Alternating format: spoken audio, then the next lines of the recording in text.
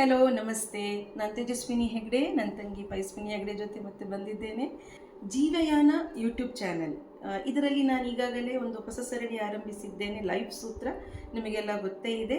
ಈ ಸರಣಿಯಲ್ಲಿ ನಾನು ಆಸ್ಟ್ರೋ ಕೌನ್ಸಿಲಿಂಗ್ ಎಂಬ ಒಂದು ಹೊಸ ಮಾಲಿಕೆಯನ್ನು ಆರಂಭಿಸಿದ್ದೇನೆ. ಈ ಮಾಲಿಕೆಯ 4ನೇ ಸಂಚಿಕೆಗೆ ಈಗ ನಾವು ಬಂದಿದ್ದೇವೆ.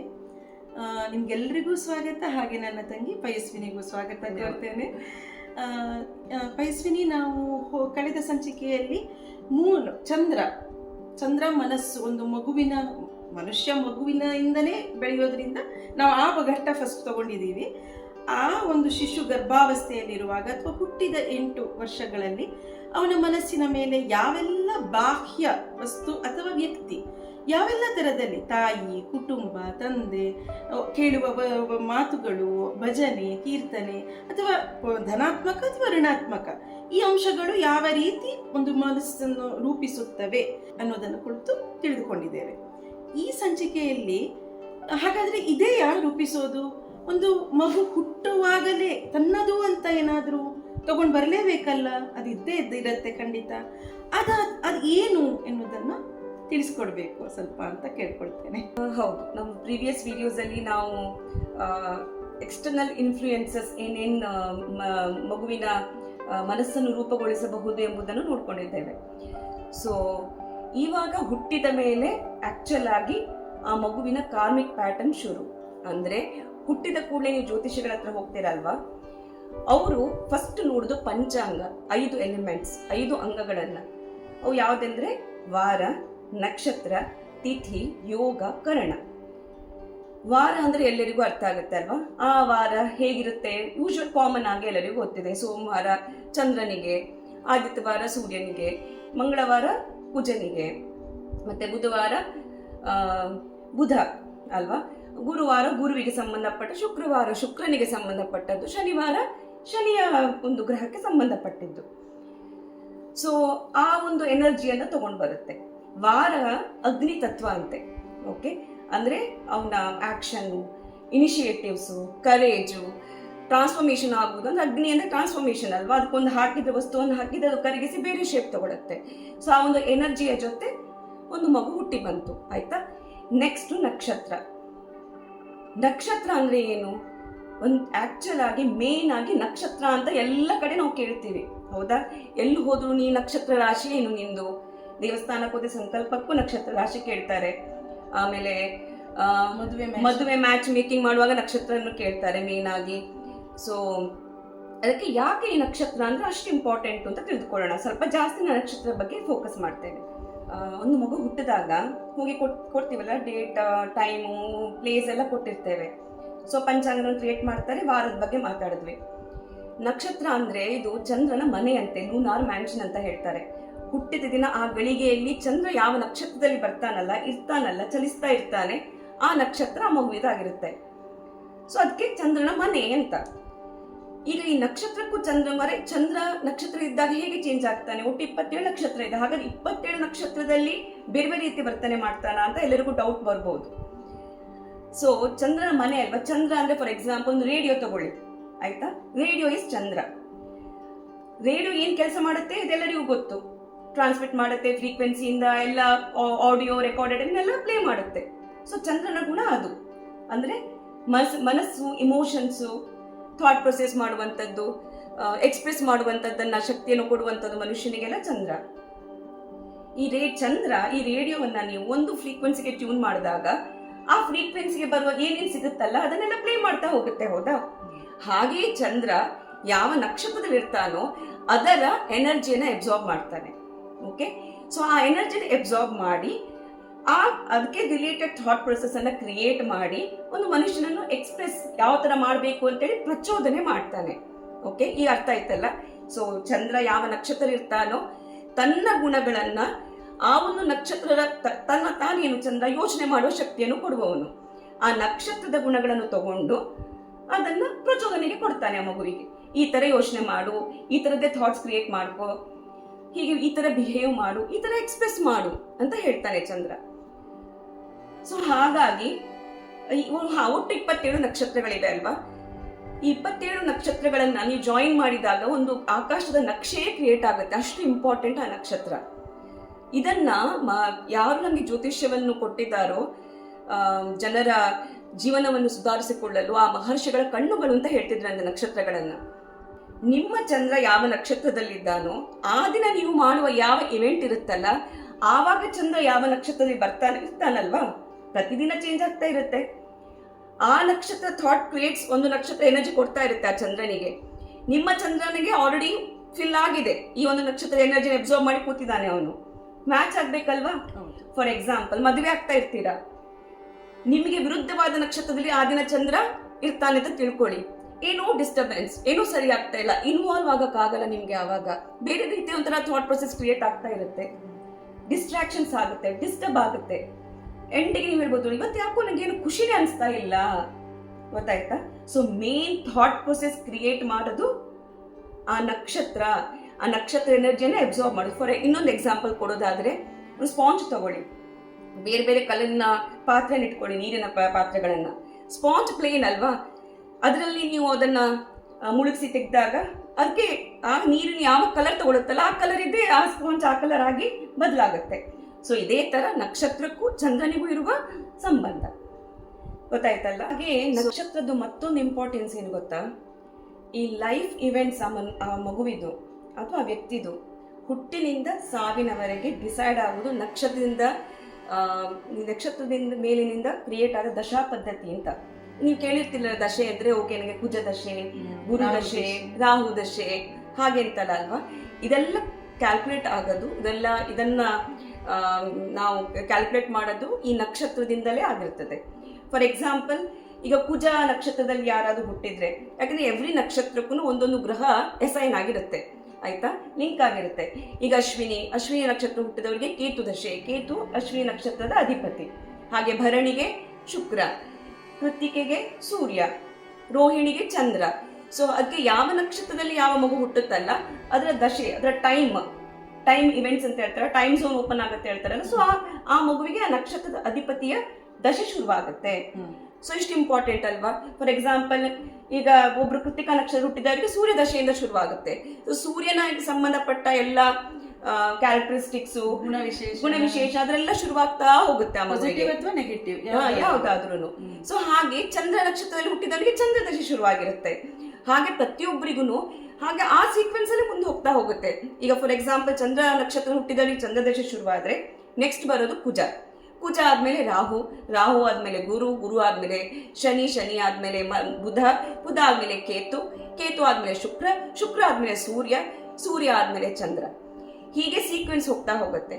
ಅದೇ ಬುಧನ ನಕ್ಷತ್ರ ಹುಟ್ಟಿದವನಿಗೆ ಅವನ ಹಿಂದಿನ ದಶ ಸಿಗುದೇ ಇಲ್ಲ, ಅವನಿಗೆ ಬುಧ, ಕೇತು, ಶುಕ್ರ ಹೀಗೆ ಹೋಗ್ತಾ ಹೋಗುತ್ತೆ. ಸೊ ಇಷ್ಟು ಇಂಪಾರ್ಟೆಂಟ್ ನೋಡಿ, ನೀವು ಯಾವ ನಕ್ಷತ್ರ ಜನಿಸಿದಿರೋ ಆ ನಕ್ಷತ್ರದ ಅಧಿಪತಿಯ ಟೈಮು, ಆ ದಶೆ, ಇಷ್ಟು ಪೀರಿಯಡು. ಈಗ ಹೇಳ್ತಾರೆ ಹೋದ ಕೂಡಲೇ ಅಲ್ವಾ ಜ್ಯೋತಿಷಿಗಳು, ನಿಮ್ಗೆ ಬುಧ ದಶೆ ನಡೀತಾ ಇದೆ, ಶನಿ ದಶೆ ನಡೀತಾ ಇದೆ. ಶನಿ ದಶೆ 19 ವರ್ಷ.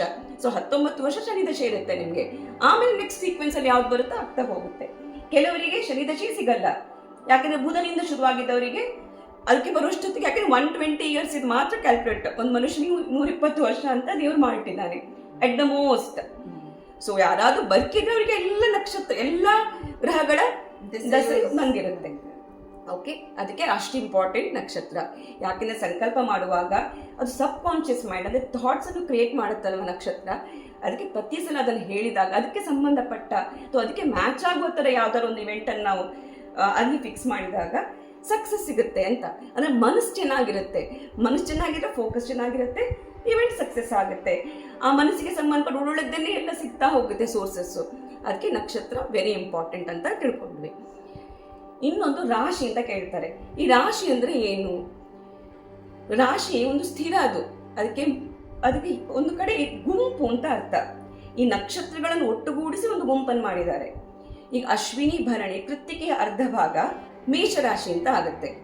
ಕೃತ್ತಿಕೆ, ರೋಹಿಣಿ, ಮೃಗಶಿರದ ಅರ್ಧ ಭಾಗ ಸೇರಿ ವೃಷಭ ಆಗುತ್ತೆ. ಹಾಗೆ ಮುಂದೆ ಹೋಗ್ತಾ ಹೋಗ್ತಾ ಮಿಥುನ, ಕಟಕ, ಎಲ್ಲರಿಗೂ ಆಲ್ಮೋಸ್ಟ್ ಗೊತ್ತಿದೆ 12 ರಾಶಿಗಳು ಯಾವ್ಯಾವುದು ಅಂತ ಅಲ್ವಾ? ಸೊ ಹಾಗಾಗಿ ಈ ಮೃಗಶಿರ ಅರ್ಧ ಭಾಗ ಅಂತ ಹೇಳಿದೆ. ಈ ಮೃಗಶಿರ ಅರ್ಧ ಭಾಗದ ಜನ ಅಂದ್ರೆ ಫಸ್ಟ್ 2 ಪಾದ, ಇದಕ್ಕೆ ವೃಷಭ ರಾಶಿ ಅಂತ ಬಂತ. ಮೃಗಶಿರದ ನೆಕ್ಸ್ಟ್ ಪಾದಗಳು ಮಿಥುನ ರಾಶಿಗೆ ಹೋಯ್ತು. ಈಗ ಇಬ್ರು ಕುತ್ಕೊಂಡಿರ್ತಾರೆ ಮಾತಾಡ್ತಾ, ಓ ನಿಂದು ಮೃಗಶಿರನ, ಹಾ ನಂದು ಮೃಗಶಿರ, ಹೌದಾ, ಹಾಗ ಓ ಹೌದಾ, ಹಾಗೆ ನಾವು ಸೇಮ್ ಇರ್ಬೋದಲ್ಲ, ಆಲ್ಮೋಸ್ಟ್ ಗೊತ್ತಿರುತ್ತೆ ಈಗೆಲ್ಲ ಮಕ್ಕಳಿಗೆ. ಸೇಮ್ ಇರಲ್ಲ. ಮೃಗಶಿರದ ಕೋರ್ ಪರ್ಸನಾಲಿಟಿ ಅಥವಾ ಕೋರ್ ಟ್ರೇಟ್ಸ್ ಬಿಹೇವಿಯರ್ ಏನಂದ್ರೆ ಸರ್ಚ್ ಮಾಡೋದು, ಎಕ್ಸ್ಪ್ಲೋರ್ ಮಾಡೋದು, ಹುಡುಕ್ತಾ ಇರೋದು, ಅವರಿಗೆ ತೃಪ್ತಿ ಇರಲ್ಲ, ನೆಕ್ಸ್ಟ್ ನೆಕ್ಸ್ಟ್ ನೆಕ್ಸ್ಟ್ ನೆಕ್ಸ್ಟ್ ಅಂತ. ಓಕೆ, ಸೊ ವೃಷಭ ರಾಶಿ ಏನು, ಫ್ಯಾಮಿಲಿ ಓರಿಯೆಂಟೆಡ್. ರಿಸೋರ್ಸಸ್, ಊಟ ತಿಂಡಿ ಮನೆ ಎಲ್ಲ ಜನರಿಗೆ ಸಿಗ್ತಾ ನೋಡ್ಕೊಳ್ಳೋದು, ಕಾಸ್ಮೆಟಿಕ್ಸ್ ಅಂದ್ರೆ ಇಷ್ಟ, ಅದು ತಗೊಳ್ಳೋದು ಇದು ತಗೊಳ್ಳೋದು ಹಾಕೊಳ್ಳೋದು, ಎಂಜಾಯ್ ಮಾಡೋದು, ಸ್ವಲ್ಪ ಸ್ಲೋ ಪ್ಲಾನಿಂಗ್ ಎಲ್ಲ ಮಾಡುವಂಥದ್ದು. ಮೇಷ, ಹಾ ಹೋಗುವ ನಡಿ ಹೋಗುವ ಅಂದ್ರೆ ಟೈಮೇ ಇಲ್ಲ ಅವರಿಗೆ. ಒಂದೇನಾದ್ರೂ ಒಂದು ಅಲ್ಲಿ ಹೋಗ್ಬೇಕಂದ್ರೆ ಪಟ್ಟ ಎದ್ರು ಅವರು. ಗೊತ್ತಾಯ್ತಾ ಎಷ್ಟು ಡಿಫ್ರೆನ್ಸ್ ಅಂತ. ಸೊ ಕೃತ್ತಿಕೆದ ಅರ್ಧ ನಕ್ಷತ್ರದ ಅರ್ಧ ಭಾಗ ರೋಹಿಣಿ, ಮೃಗಶಿರದ ಅರ್ಧ ಭಾಗ ವೃಷಭ. ಅಂದ್ರೆ ಈ 3 ನಕ್ಷತ್ರದ ಇಷ್ಟಿಷ್ಟು ಅಂಶಗಳಿರುವುದೆಲ್ಲ ಮನಸ್ಥಿತಿಗಳು ಒಂದೇ ತರ ಆಲ್ಮೋಸ್ಟ್ ಇರುತ್ತೆ. ಅದಕ್ಕೆ ವೃಷಭ ಅಂತ ಗುಂಪು ಮಾಡಿದ್ರು ಅದನ್ನ. ಆಯ್ತಾ, ಈ ಮೃಗಶಿರದ ವೃಷಭ searching for what, exploring for what, searching for all good emotions. ಫ್ಯಾಮಿಲಿಯನ್ನ ಹೇಗೆ ಸರಿ ಇಟ್ಕೊಳ್ಳಿ, ಹೇಗೆ ಸರಿ ಇಟ್ಕೊಳ್ಳಿ, ಓಕೆ ಇವರಿಗೆ ಹೀಗೆ ಕೊಟ್ಟರೆ ಖುಷಿ ಆದೀತಾ, ಅವ್ರಿಗೆ ಹಾಗೆ ಕೊಟ್ಟರೆ ಖುಷಿ ಆದೀತಾ, ಸ್ಟೆಬಿಲಿಟಿಗೆ ಏನು ಮಾಡಲಿ, ಕಂಫರ್ಟಿಗೆ ಏನು ಮಾಡಲಿ, ಫ್ಯಾಮಿಲಿಗೆ ತನಗೆ ಹುಡುಕುದು, ಇಮೋಷನ್ಸ್ ಪ್ರೀತಿ ಹುಡುಕುದು, ಇಂಥದ್ದು ಮಾಡ್ತಾ ಇರುತ್ತೆ. ಮೃಗಶಿರದ ಮಿಥುನ ಅಂದ ಕೂಡಲೇ ಅದು ಕಮ್ಯುನಿಕೇಶನ್, ಕಲಿಯುವಂಥದ್ದು, ಹೊಸ ಹೊಸ ಸ್ಕಿಲ್ಸ್ ಕ್ರಿಯೇಟ್ ಮಾಡೋದು, ಬಿಸ್ನೆಸ್ ಮೈಂಡ್.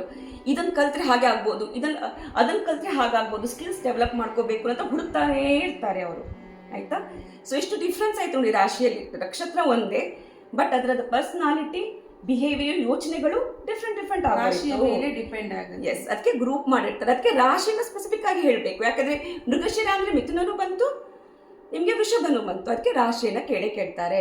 ಆವಾಗ ಬರೋದು ಇದು ತಿಥಿ ಅಂದ್ರೆ ಏನು ಅಂದ್ರೆ ಮೇನ್ ಆಗಿ ನಕ್ಷತ್ರ ಕ್ರಿಯೇಟ್ ಮಾಡುತ್ತೆ ಥಾಟ್ಸ್. ಹೌದಾ, ತಿಥಿ ಹೇಗೆ ಇಮೋಷನಲ್ ನೀನು ಎಕ್ಸ್ಪ್ರೆಸ್ ಮಾಡುತ್ತೀಯಾ ಅಥವಾ ಇಮೋಷನಲಿ ಹೇಗೆ ಫೀಲ್ ಮಾಡ್ಕೊಳ್ತೀಯಾ ಹೇಳೋದನ್ನು ತಿಥಿ ಅಂತ ಹೇಳ್ತಾರೆ. ನೋಡಿದ್ರ, ನಕ್ಷತ್ರ ಕ್ರಿಯೇಟ್ ಮಾಡಿದ್ರೆ ತಿಥಿ ಇಸ್ ಮೋರ್ ಇಂಪಾರ್ಟೆಂಟ್ ಅಲ್ವಾ. ನಿನ್ಗೆ ಹೇಗೆ ಫೀಲ್ ಆಗುತ್ತೆ, ಹೇಗೆ ಎಕ್ಸ್ಪ್ರೆಸ್ ಮಾಡುತ್ತೆ ಅಂತ ಹೇಳ್ಕೊಡುತ್ತೆ. ಮಗು ಹುಟ್ಟಿದ ದಿನದ ತಿಥಿ ಯಾವುದು ಅನ್ನೋದ್ರ ಮೇಲೆ. ಹಾ, ವೆರಿ ಇಂಪಾರ್ಟೆಂಟ್ ಅದು. ಈಗ ಎಲ್ಲಾದ್ರೂ ಹೋಗಿ ಏನೋ ದೋಷ ಇದ್ದಾಗ ಹೇಳ್ತಾರಲ್ಲ, ಈ ತಿಥಿಯಲ್ಲಿ ಅವನಿಗೆ ಅಭಿಷೇಕ ಮಾಡಿಸಿ ಅಂತ. ಹೌದಾ, ಯಾಕೆಂದ್ರೆ ತಿಥಿಯನ್ನು ಹೇಗೆ ಕ್ಯಾಲ್ಕುಲೇಟ್ ಮಾಡ್ತಾರೆ ಗೊತ್ತಾ, ಚಂದ್ರ ಮತ್ತು ಸೂರ್ಯನ ಡಿಸ್ಟೆನ್ಸ್ ನೋಡಿ, ಡಿಸ್ಟೆನ್ಸ್ ಮೇಲೆ ಇವನ ಡಿಗ್ರಿ ಅವನ ಡಿಗ್ರಿ ತಗೊಂಡು ಎಷ್ಟು ದೂರ ಇದ್ದಾನೆ ಸೂರ್ಯನಿಂದ, ಅದರ ಮೇಲೆ ತಿಥಿ ಕ್ರಿಯೇಟ್ ಮಾಡ್ತಾರೆ, ಕ್ಯಾಲ್ಕುಲೇಟ್ ಮಾಡ್ತಾರೆ. ಫಾರ್ ಎಕ್ಸಾಂಪಲ್, ಹುಣ್ಣಿಮೆಯಲ್ಲಿ ಯೂಶುವಲಿ ಚಂದ್ರ ಮತ್ತು ಸೂರ್ಯ ಎದುರು ಬದಲಿರ್ತಾರೆ. ಆಯ್ತಾ, ಅಂದ್ರೆ ಚಂದ್ರನಿಗೆ ಅದೊಂದು ಸೈನ್ಸ್ ಅಲ್ಲಿ ಇದೆಯಲ್ಲ ಕಾನ್ಸೆಪ್ಟ್, ಸೂರ್ಯನ ಬೆಳಕಿನಿಂದ ಚಂದ್ರ ಬೆಳಗ್ತಾನೆ. ಹೌದಾ, ಚಂದ್ರನಿಗೆ ಕೊಡುವ ಶಕ್ತಿ ಸೂರ್ಯನಿಂದ ಬಂದಿರುತ್ತೆ.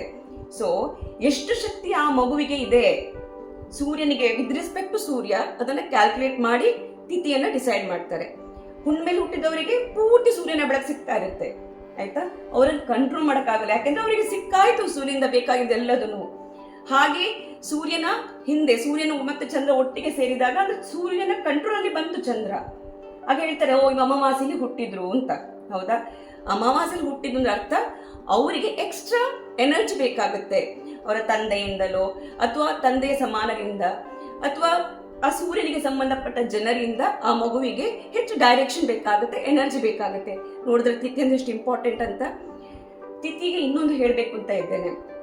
ಈಗ ಏನಾದರೂ ಈಗ ಮಗು ಹುಟ್ಟುತ್ತೆ. ಹೌದಾ, ಹುಟ್ಟಿದಾಗ ನಾವು ಬರ್ತ್ಡೇ ಸೆಲೆಬ್ರೇಟ್ ಮಾಡ್ತೀವ, ಆ ಡೇಟ್ಗೆ ಸೆಲೆಬ್ರೇಟ್ ಮಾಡ್ತೇವೆ ಎಲ್ಲರೂ. ಹೌದಾ, ಇಟ್ಸ್ ಗುಡ್, ಅಂದ್ರೆ ಮಕ್ಕಳಿಗೆ ಖುಷಿ ಅಲ್ವಾ, ಹುಟ್ಟಿದ ಡೇಟ್ ಅಂತೇಳಿ ಏನೋ ಕೇಕ್ ಕಟ್ ಮಾಡ್ತಾರೆ, ಹೋಗ್ತಾರೆ ಕಾಲೇಜ್ ಸ್ಕೂಲಿಗೆ ಹೋಗ್ತಾರೆ.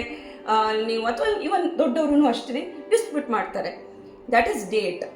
ಅದೇ ನೀವು ಹುಟ್ಟಿದ ಕೃಷ್ಣ ಪಕ್ಷ ಅಥವಾ ಶುಕ್ಲ ಪಕ್ಷ ಅಂತ ನೋಡ್ಕೊಳ್ಳಿ, ಆ ಪಕ್ಷದ ಆ ತಿಥಿಯಲ್ಲಿ, ನಾನು ಯಾವಾಗ ಹುಟ್ಟಿದ್ದೆ ಆ ತಿಥಿಯಲ್ಲಿ ನೀವು ಏನಾದ್ರೂ ಒಂದು ಮಾಡಿದ್ರೆ ಏನ್ ಮಾಡ್ಬೋದು, ಅಟ್ಲೀಸ್ಟ್ ಒಂದು ಹಾಲು ಪಾಯಸ ಮಾಡಿ ದೇವರಿಗೆ ಹಂಚಿ ಅದನ್ನ. ಯಾಕೆಂದ್ರೆ ಅದರಲ್ಲೂ ದೇವಿಗಿಟ್ಟಂತೂ ಮತ್ತು ಒಳ್ಳೇದು. ಯಾಕೆಂದ್ರೆ ತಿಥಿ ಅಂದ್ರೆ ಚಂದ್ರ ಅಲ್ವಾ, ಇಮೋಷನ್ಸ್ ಅದು. ಸೊ ದೇವಿ ಸಂಬಂಧಪಟ್ಟು ನಮ್ಗೆ ಇಮೋಷನ್ಸ್ ಜಾಸ್ತಿ, ತಾಯಿ ತರ ಅವಳು ಅಂತ. ಅವಳೇ ನಮ್ಮನ್ನೆಲ್ಲ ಕ್ರಿಯೇಟ್ ಮಾಡಿರೋದು, ನೇಚರ್, ಪ್ರಕೃತಿ ಅಂತ. ಇಲ್ವಾ, ನಿಮ್ಗೆ ಯಾವ ದೇವರು ಇಷ್ಟದ ಅವ್ರಿಗೆ ಹೋಗಿ ಸಮರ್ಪಣೆ ಮಾಡಿ, ಬೇಕಾ ದೇವಸ್ಥಾನಕ್ಕೆ ಕೊಡಿ, ನೀವೇ ದೇವರಿಗೆ ನಮಸ್ಕಾರ ಮಾಡಿ, ಅಥವಾ ಗೋವಿಗೆ ತಿನ್ನಕ್ಕೆ ಕೊಡಿ. ಒಟ್ಟರೆ ಏನಾದರೂ ಒಂದು ಒಳ್ಳೆಯ ಧನಾತ್ಮಕ ಕಾರ್ಯ ಮಾಡೋದು. ಆವಾಗ ಇಯರ್ಲಿ ಹುಟ್ಟಿದ ಆ ತಿಥಿಯಲ್ಲಿ ಮಗುವಿಗೊಂದು ಪರಿಹಾರ ಸಿಕ್ಕಿತ್ತು, ಅದರ ಇಮೋಷನ್ಸ್ಗೆ ಪರಿಹಾರ ಸಿಕ್ಕಿತ್ತು. ಹೌದಾ?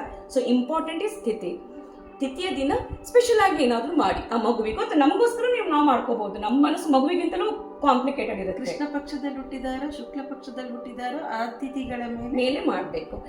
ಯಾರಿಗೂ ಅನ್ಸ್ಬೋದು, ಈಗ ಕನ್ಫ್ಯೂಷನ್ ಆಗ್ಬೋದು, ಹೇಗೆ ನಾವು ಅರ್ಥ ಮಾಡ್ಕೋಬೇಕು ಅಂತ. ಈಗ ತುಂಬಾ ಆ್ಯಪ್ಸ್ ಇರುತ್ತೆ, ಸಾವಿರಾರು ಆ್ಯಪ್ಸ್ ಇದೆ. ಹೌದಾ? ಅಲ್ಲಿ ನೀವು ನಿಮ್ಮ ಡೇಟ್ ಮತ್ತೆ ಟೈಮ್ ಮತ್ತೆ ಪ್ಲೇಸ್ ಹಾಕಿದ್ರೆ ನಿಮ್ಗೆ ಅದು ಪಂಚಾಂಗ ಕೊಡುತ್ತೆ, ನಕ್ಷತ್ರ, ವಾರ, ತಿಥಿ, ಕರಣ, ಯೋಗ. ಸೊ ಅದರಿಂದ ತಿಳ್ಕೊಳ್ಳಿ. It's very easy to find out. ನಿಮ್ಗೆ ಏನಾದರೂ ಹೆಲ್ಪ್ ಬೇಕು ಅಂದರೆ ಮೆಸೇಜ್ ಮಾಡಿ, ನಾನು ನಿಮಗೆ ರಿಪ್ಲೈ ಮಾಡ್ತೇನೆ. ಸೊ ತಿಥಿಯ ದಿನ ನಾವು ಏನಾದರೂ ಮಾಡಿದ್ರು ಅಥವಾ ನಕ್ಷತ್ರ ದಿನ ಅಟ್ಲೀಸ್ಟ್ ಹುಟ್ಟಿದ ನಕ್ಷತ್ರ ಆ ಪಕ್ಷದಲ್ಲಿ ಅಥವಾ ಆ ಮಾಸದಲ್ಲಿ ಹುಟ್ಟಿದ ನಕ್ಷತ್ರ ಏನಾದರೂ ಪರಿಹಾರ ಮಾಡಿದ್ರು ಆಟೋಮ್ಯಾಟಿಕಲಿ ಮೈಂಡಿಗೆ ಏನೋ ಒಂದು ಪರಿಹಾರ, ಶಾಂತತೆ ಸಿಗ್ತಾ ಹೋಗುತ್ತೆ. ಆಯ್ತಲ್ಲ? ಇನ್ನೊಂದು ಕರಣ. ಕರಣ ಅಂದರೆ ಏನು?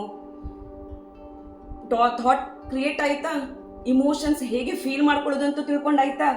ಇದೆಲ್ಲ ವಾರದಲ್ಲಿ ಅಗ್ನಿ ಹೇಗೆ ಇನಿಷಿಯೇಟ್ ಆಗ್ತಾನೆ, ಹೇಗೆ ಎದ್ದು ನಿಲ್ತಾನೆ. ಫಾರ್ ಎಕ್ಸಾಂಪಲ್ ಹೇಳ್ಬೋದು, ನನ್ನ ಮಗ ಶನಿವಾರ ಹುಟ್ಬಿಟ್ಟ ಅಂತ. Doesn't matter. ಶನಿಯು ಹಾರ್ಡ್ ವರ್ಕ್, ಪೇಷನ್ಸ್ ತೋರಿಸ್ತಾನೆ. ಬರೀ ಶನಿ ಅಂತ ಹೇಳ್ಬೇಡಿ. ಅದು ಹಾರ್ಡ್ ವರ್ಕ್, ಪೇಷನ್ಸ್ ಏನಾದರೂ ಮಾಡಕ್ ಸಾಧ್ಯನಾ? ಇಲ್ಲ, ನಾಟ್ ಪಾಸಿಬಲ್ ಅಲ್ವಾ? ಆ ಶನಿವಾರ ಹುಟ್ಟಿದ ಮಗು ಕುಜನ ನಕ್ಷತ್ರದಲ್ಲಿ ಹುಟ್ಟಿದ್ರೆ ಹೇಗಾಗ್ಬೋದು ಹೇಳಿ? ಶನಿ ಮತ್ತೆ ಕುಜ ಸೇರಿ ಅವನಲ್ಲಿ ಆ ಮಂದ ಅಥವಾ ಸ್ಲೋನೆಸ್ ಇರದೇ ಇಲ್ಲ. ಪ್ರಚೋದನೆ ಫಾಸ್ಟ್ ಆಗಿ ಅವನು ಯೋಚನೆ ಮಾಡ್ತಾ ಹೋಗ್ತಾನೆ ಆ ಮಗು. ಹಾಗೆ ತಿಥಿ. ಸೊ ಬರೀ ವಾರದಿಂದ ಏನಾಗಲ್ಲ, ತಿಥಿ ನೋಡ್ತಾರೆ. ಪೌರ್ಣಿಮೆನೋ, ಅಮಾವಾಸ್ಯೆನೋ, ಏಕಾದಶಿನೋ, ಪ್ರಥಮನೋ, ದ್ವಿತೀಯನೋ, ಹಾಗೆ ನೋಡ್ತಾ ಹೋಗ್ತಾರೆ. ಸೊ ಎಲ್ಲ ಎನರ್ಜಿ ಮಿಕ್ಸ್ ಮಾಡಿದಾಗ ಒಂದು ಔಟ್ಕಮ್ ಬರುತ್ತೆ. ಕರಣ ಅಂದ್ರೆ to perform, to execute, to action. ಏನ್ ಆಕ್ಟ್ ಮಾಡ್ತಾರೆ, ಆಯ್ತು ಕ್ರಿಯೇಟ್ ಮಾಡಿದ್ರು, ಇಮೋಷನ್ಸ್ ಫೀಲ್ ಮಾಡ್ಕೊಂಡ್ರು, ಪರ್ಫಾರ್ಮ್ ಮಾಡ್ಬೇಕಲ್ಲ. ಎಲ್ಲದೂ ರೆಡಿ ಇದೆ, ಪರ್ಫಾರ್ಮ್ ಮಾಡೋಕ್ಕಾಗಿಲ್ಲ ಅಂದ್ರೆ? ಸೊ ಆ ಪರ್ಫಾರ್ಮ್ ಮಾಡೋದು ಹೇಗೆ, ಮನಸ್ಸಿನಿಂದ ನಾವೇನು ಪ್ಲಾನ್ ಮಾಡ್ತೇವಲ್ಲ, ಆ್ಯಕ್ಷನಿಗೆ ಬರಬೇಕಲ್ಲ, ಅದು ಹುಟ್ಟಿದ ಕರಣದಿಂದ ಗೊತ್ತಾಗುತ್ತೆ. ಓಕೆ?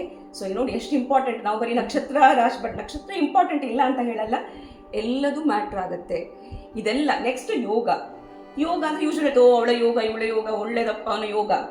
ಹಿಯರ್ ಆಲ್ಸೋ ಇಟ್ಸ್ ಯೋಗ ಅಂದ್ರೆ ಔಟ್ಕಮ್, ಎಲ್ಲ ರಿಸಲ್ಟ್ ಏನಪ್ಪ ಅಂತ. ಓವರ್ ಆಲ್ ಎಕ್ಸಾಂಪಲ್ ಕೊಡಬೇಕು ಅಂತ ಇದ್ರೆ, ಯಾವುದೋ ಒಂದು ಬಿಲ್ಡಿಂಗ್ ಕನ್ಸ್ಟ್ರಕ್ಷನ್ ಮಾಡ್ತೀರಾ ಅಂತ ತಿಳ್ಕೊಳ್ಳಿ, ಅಥವಾ ಮದುವೆ ಅಂತ ತಿಳ್ಕೊಳ್ಳಿ. ಆ ಮದುವೆಯ ಇವೆಂಟ್ ಇದೆಯಲ್ವಾ, ಮುಹೂರ್ತ, ಅದರ ಔಟ್ಕಮ್ ಏನು ಅದು ತಿಳ್ಕೊಳ್ಳೋದು ಯೋಗದಿಂದ. ಅದಕ್ಕೆ ಒಂದು ಮುಹೂರ್ತ ಅಂತ ಮಾಡಿದಾಗ ವಾರ, ನಕ್ಷತ್ರ, ತಿಥಿ, ಕರಣ, ಯೋಗ ತುಂಬ ಇಂಪಾರ್ಟೆಂಟ್ ಇರುತ್ತೆ.